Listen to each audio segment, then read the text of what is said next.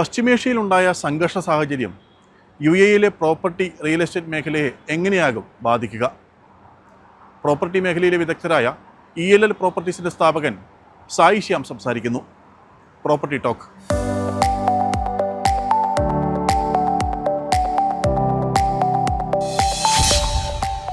സായി, ഇപ്പോഴത്തെ ഈ ഒരു സാഹചര്യം ഉണ്ടല്ലോ, അതായത് ഈ ഒരു ടോട്ടൽ അൺസർട്ടനിറ്റി ഈ ഒരു പശ്ചിമേഷ്യയിലുള്ളത്, അത് നീണ്ടുപോകണമെന്നിരിക്കട്ടെ, അങ്ങനെ നീണ്ടുപോകണമെന്നുണ്ടെങ്കിൽ ഈ ഒരു മേഖല എങ്ങനെയായിരിക്കും മൊത്തത്തിൽ ബാധിക്കുക?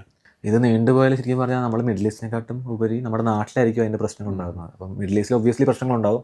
കാരണം ഈ റീജിയൻ ഓൾറെഡി ഇതുപോലത്തെ ഒരുപാട് തെറ്റുകൾ അനുഭവിച്ചിട്ടുണ്ട്. ഇപ്പോൾ കുവൈറ്റ് വാർ ആയിക്കോട്ടെ, ഗൾഫ് വാർ, ഇതെല്ലാം അനുഭവിച്ച ആളുകളാണ്. അപ്പോൾ ഞാനിപ്പോൾ കൂടുതലും സംസാരിക്കുന്ന ഈ സിറ്റുവേഷനിൽ പുതിയ ആളുകളോട് സംസാരിച്ചിട്ട് കാര്യമില്ല. നമ്മളൊരു 30 വർഷമായിട്ട് UAE-യിൽ താമസിക്കുന്ന ആളുകളോട് ചോദിച്ചാൽ അവർക്ക് അതിൻ്റെ കറക്റ്റ് ഒരു ആൻസർ ഉണ്ട്. ഇത് താൽക്കാലികമാണ്, എല്ലാം താൽക്കാലികമാണ്, ഇതും കടന്നു പോകുന്നുള്ളൊരു വിശ്വാസമാണ് അവർക്കുള്ളത്.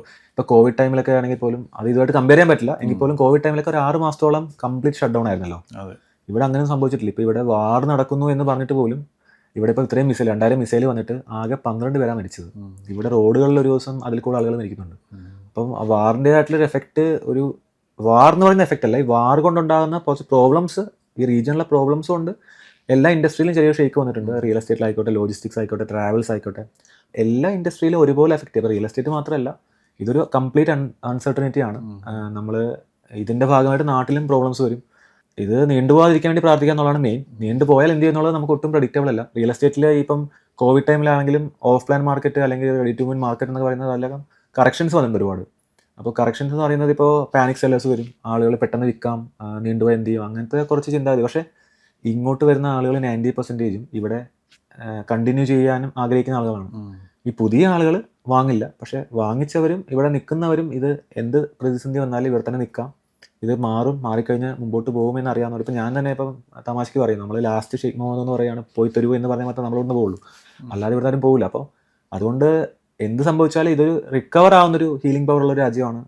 അപ്പം ആ ഒരു ഹീലിംഗ് പവർ ഉള്ളതുകൊണ്ട് തന്നെ ഇത് നീണ്ടുപോയാലും കൂടിപ്പോൾ 1 വർഷം എന്നല്ലേ നമുക്ക് ചിന്തിക്കാൻ പറ്റുള്ളൂ. അതിനപ്പുറത്തേക്ക് അപ്പോൾ ആ 1 വർഷം നമ്മുടെ ദുബായിൽ അല്ലെങ്കിൽ GCC രാജ്യങ്ങളിൽ സംഭവിക്കുന്നതിനെക്കാട്ടും പ്രോബ്ലംസ് നാട്ടിലേക്ക് ഉണ്ടാകുന്നത്.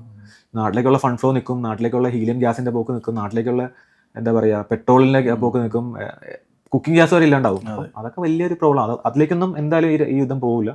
അതിനു മുമ്പ് രാജ്യങ്ങൾ ഇടപെട്ട് ഇപ്പോൾ തന്നെ ഒരു ചെറിയൊരു സ്റ്റോപ്പ് വന്നിട്ടുണ്ട് 2 ആഴ്ചത്തേക്ക്. അതിനെ ഡിസ്കഷനൊക്കെ വന്നാൽ അത് പ്രോപ്പറായിട്ട് സോൾവ് ആവുമെന്നാണ് എൻ്റെ പ്രതീക്ഷ.